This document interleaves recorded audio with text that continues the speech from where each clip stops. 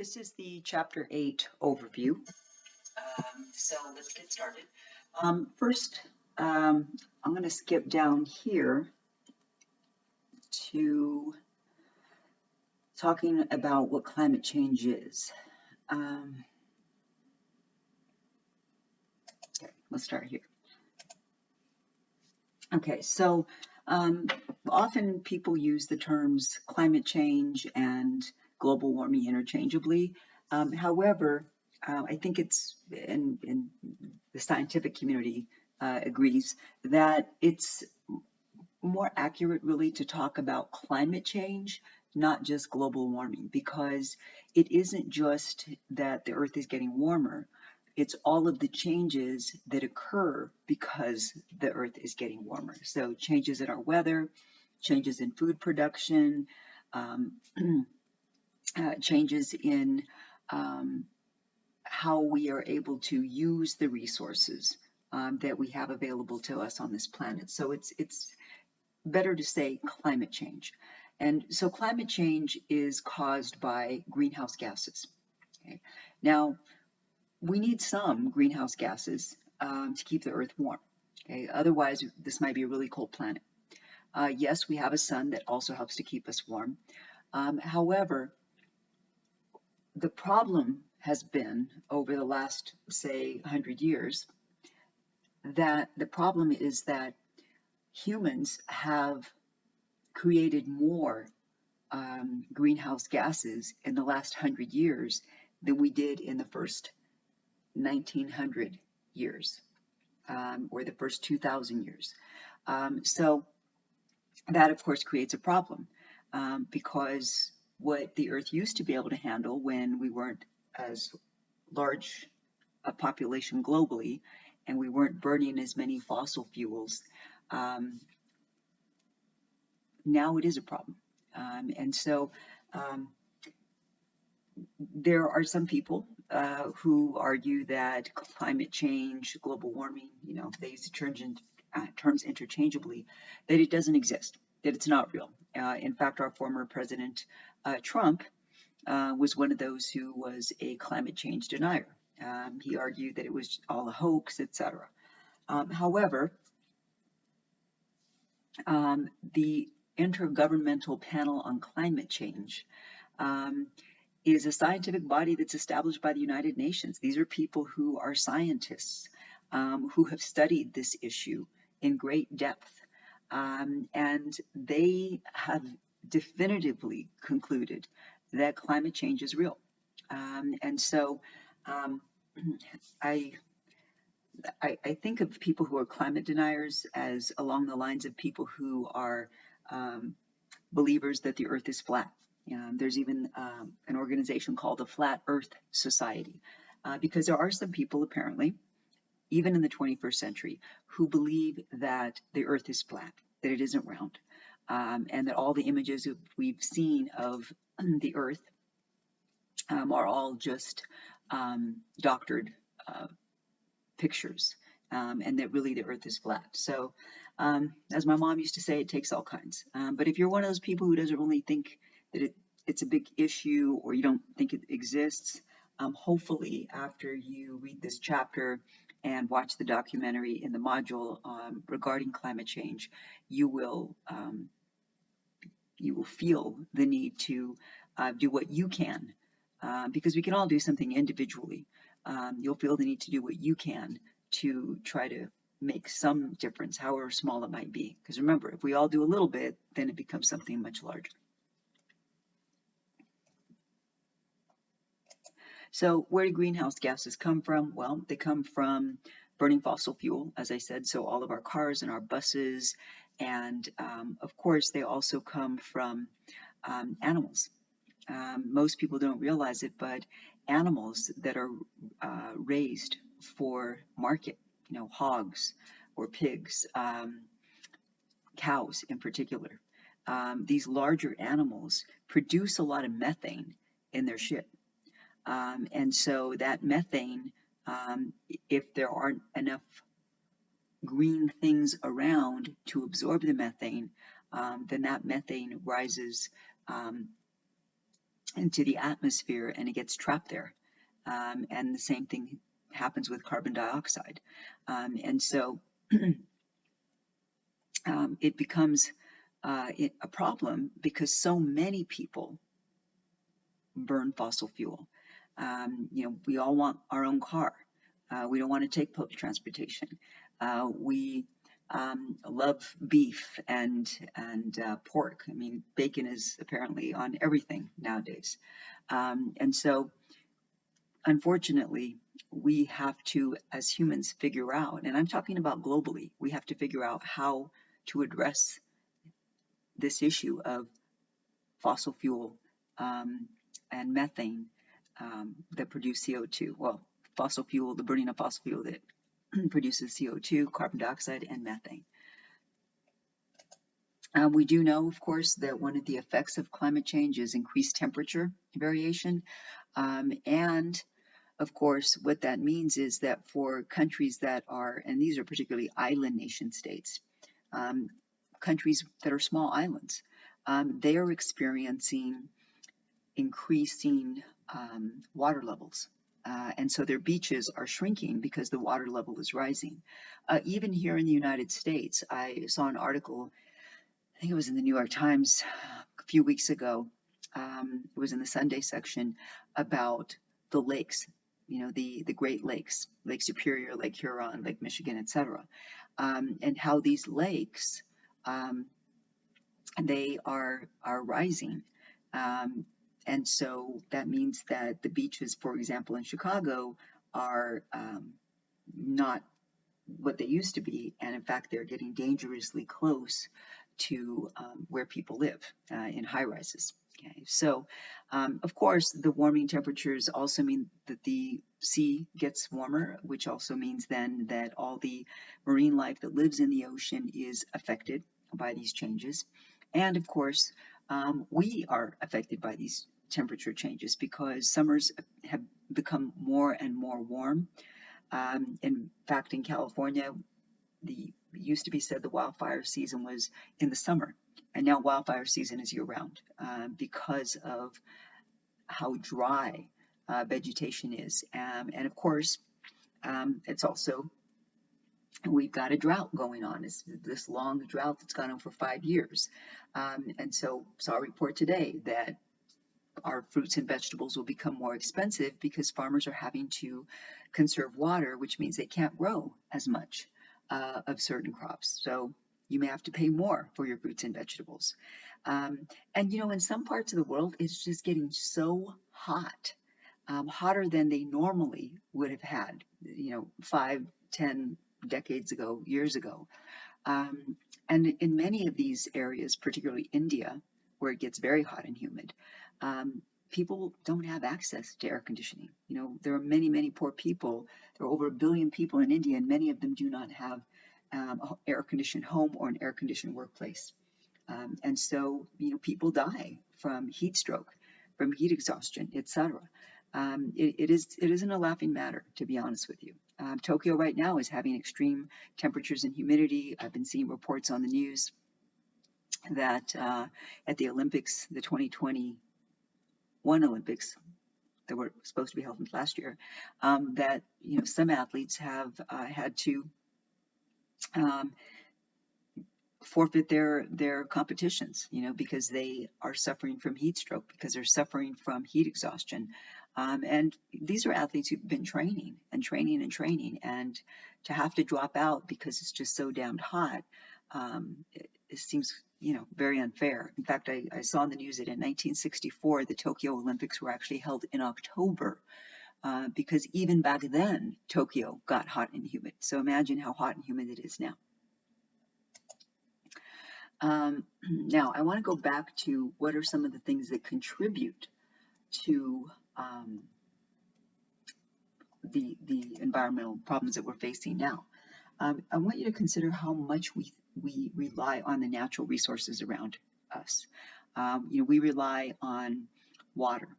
We rely on soil that is arable, which is a fancy word meaning that it's land that you can actually grow things in. We rely on the air that we breathe. And if it's not clean, that can present problems for us. The environment is all around us, and we may not think a whole lot of it when we're doing our daily things, but when you go out on a hike or you go camping, you're reminded how special the natural environment is for us as humans. If we didn't have all of that natural environment, things would be probably quite different for us.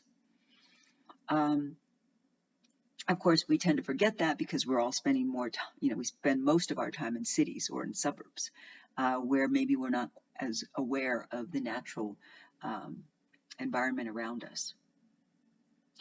So here are a couple things that I really wanted to point out. I wanted to point out how we got to this place. One is this idea of the treadmills of production, meaning that we always want more. This is a society that has been called a consumer society, meaning we want to buy stuff. We want stuff.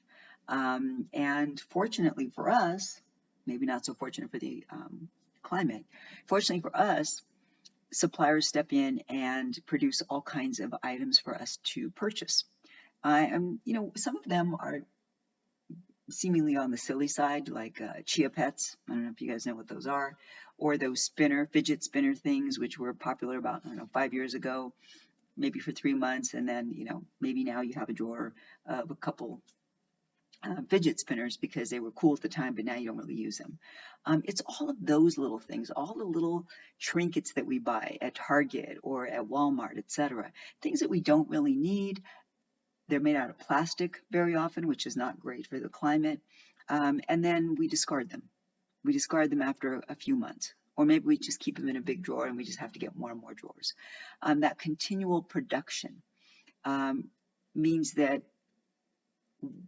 we almost get habituated or used to new things, and we want more new things. And so we buy more new things. It's this vicious cycle. People who make things that we need or want before we even know we need or want them. Okay, here's one example: the banana hanger. It's a little contraption where you hang bananas on it. Who knew that your bananas needed to be happy? In order for your bananas to be happy, they need to be hanging up. I mean, that just seems like a useless thing, and yet you'll find it in Walmart and Target and Bed Bath & Beyond, different kinds. You buy the cheap plastic ones, you can buy ones made of wood or some made of stainless steel. Think about that. Do you really need that? Or a bagel cutter? For thousands of years, probably, people have cut bagels with just a knife. And yet now there are bagel cutters. Do you really need that additional piece of equipment in your kitchen? And there is something that is called conspicuous consumption. And this is the idea that some people want new things, want cool things, because they want to be able to show them off to other people. And they want to be able to have other people look at what they have, because they believe that shows that they are someone. And to me, the proliferation of all these, quote, designer items for the masses. So the Louis Vuitton bags and the D&G sunglasses and the shoes that, have some sort of luxury logo on them, etc. Even bags such as, I think it's called MK, Michael Kors, etc. These are all for the masses. Okay, it's conspicuous consumption because people who buy these items want other people to know that they have something, quote, expensive, because then that means that they're someone. But for people who are truly wealthy, they don't buy that stuff. They don't buy what the masses buy. They buy items that you cannot tell whether they are actually name brand luxury goods. The only people who know that it is a luxury good that cost a lot of money, like, $5,000 for a pair of shoes or jeans, are other wealthy people, because the identifier is so inconspicuous that only other wealthy people who also are able to buy that item or items like that will know that it's an actual luxury good. All this other shit is just people trying to show that they are worth something. Um, so by continuing to buy things, more things, we increase the things that we throw away, right? And one of the things that tech companies in particular have become very good at is what's known as planned obsolescence. That is a nice fancy word meaning that tech companies typically design items or products that are only good for a short period of time. Okay, I want you to take the Apple earbuds. Okay, those are very, very popular. When they came out, I think they were $150 a pair, or maybe even more. But because they are so small, the batteries inside are small, and you can only recharge batteries for a set period of time before you then have to replace the battery. Okay, so I want you to consider, let's see, what else? Well, say laptop batteries. You can recharge those, but eventually the battery's going to lose its juice. Same thing with the car, and you're going to have to replace it. The problem is that those earbuds are so small that you can't replace the battery. You have to just buy another pair of Apple AirPods. Okay? Planned obsolescence. Or another big thing is perceived obsolescence, where people think, well, my phone is a year old. That new other phone just came out, so I really want that one because mine's not as good as it should be. Even though the phone works perfectly fine. Same thing with cars. There are some people who lease cars. Every 2 years, they want a new car. Why? Because I'm worth it. And they want to feel good driving around LA in a brand new car, etc. But the problem is you never own a car. So you're making a car payment for perpetuity instead of paying off a car and then investing that money that you would have been paying toward a car payment every month. Yeah, it's not as glamorous as driving in a new car every 2 years, but I can guarantee that at 65, you'll be far better off than the person who just kept buying stuff and leasing cars every 2 years. Landfills also can present big problems, particularly for people who live in lower income areas, because landfills tend to be near where they live. And landfills, of course, there's a lot of junk that gets dropped off there. And so, there may be not only a nasty odor around that landfill, but it's also not a pretty sight. And so, or the other problem is that there might be health risks. Maybe there are chemicals that are dropped off there, and some of those chemicals can get into the air, and people living nearby are breathing in this nasty air. That happened with the battery recycling plant in Vernon, in just around the LA area, and eventually the company went bankrupt, and now California is having to deal with trying to help people get the land around their homes cleaned up, because in many of the areas closest to this battery recycling plant, the soil has chemicals in it, and people were growing tomatoes, and again, this is largely Latino areas, so parts of Bell Gardens, Maywood, East LA, etc. And so a lot of people, they have a small garden, grow some tomatoes, grow some peppers, grow some onions, and if you're growing it in contaminated soil, then you're eating it too. So definitely recycling and landfills can be an issue. Properly discarding e-waste is another issue. There are many people who maybe they don't know. Maybe they don't know that they're not supposed to just dump their e-waste into the regular trash bin. But by now, I think everybody should know. You're not supposed to just drop your batteries, your old batteries, or your old phone or your old Nintendo or whatever it is in the garbage. You're supposed to properly dispose of these things because they have dangerous components in them. Lead, mercury, brominated flame retardants, which are not good for humans. However, a lot of people either too lazy to find the place where they can go recycle them, or maybe they really just don't know, and so they throw them into the regular trash, which then means that that stuff gets dumped off in the landfills where they're not supposed to be. And I just really quickly will say it's not always easy, even when you're trying to do the right thing. When I was leaving LA, I had saved up um, batteries and charging cords and things that I no longer used. And I had been meaning to get rid of them, but when I finally tried to, Blockbuster used to take batteries and they said they don't anymore. And so they didn't know where I could discard of them. Anyway, long story short, um, it took me quite a while to find a place that would take my e-waste. And then it was only during certain parts of the month. And so we've got to make it easier for people to recycle e-waste, because otherwise people are just going to, do the lazy thing and just drop it off or throw it in the regular trash bin. All right. Oh, and one thing I meant to say about overconsumption or overconsumerism or conspicuous consumerism, sorry, is something else too that I've been reading about. It's called fast fashion. And places such as H&M and Forever 21, all those Hot Topic and those places that create Old Navy, etc. They create fashion and they update it very frequently. It's called fast fashion.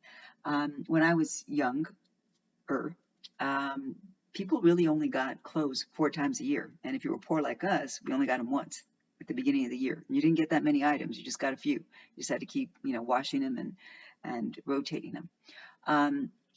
But now people buy clothes throughout the year. It's not just the seasons. And they, often will just go browsing, not because they need something, but if they see something like, they'll buy it. Whatever that is, a blouse, a pair of jeans, pair of shoes, a handbag, whatever it might be. Which means then that many people will then discard by either donating or throwing in the garbage their old clothing or their old shoes. But the reality is that, well, and here's the other part of the problem. This fast fashion is not made very well, meaning it's not made to last. They know that after a couple of wears, maybe that shirt you bought at H&M that was only $5 is probably going to get a rip. Why? Because the material is flimsy and the way it's sewn together is not very strong.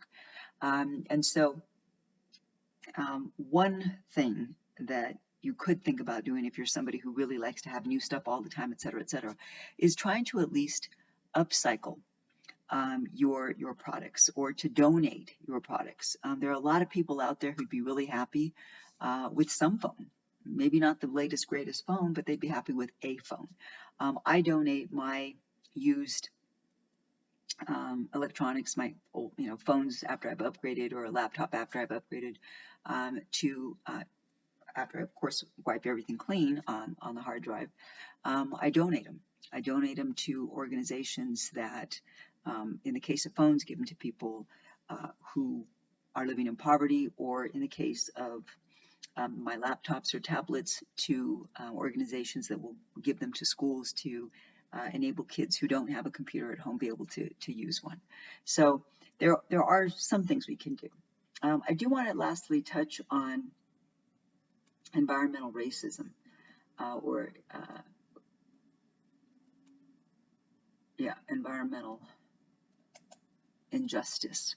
It's often also called environmental racism because what we find is that communities of color, low-income, working-class communities of color, these are areas where landfills tend to get built or nearby, where freeways get put in. For example, if you think about LA, I want you to consider East LA.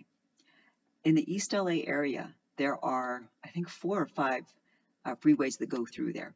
There is the 10, there's the 5, there's the 101, there's the 710, and there's the 60. 5 freeways run or traverse through East LA, Boyle Heights, Lincoln Heights area. And then you think about a place like Beverly Hills, and there are no freeways that go through, or Century City, no freeways. Why? Well, because wealthy people don't want freeways next to their neighborhoods because there's too much pollution. And so they've been pretty good at being able to prevent that from happening. So environmental injustice or environmental racism, again, focusing on this idea that, unfortunately, for low-income and working-class people of color, landfills, factories, freeways, things that produce waste or some sort of pollution are often built near their communities. And these are people who don't have an opportunity to just move to another area. They can't. They're living in the place they live because that's where they can afford. So that's it for this chapter.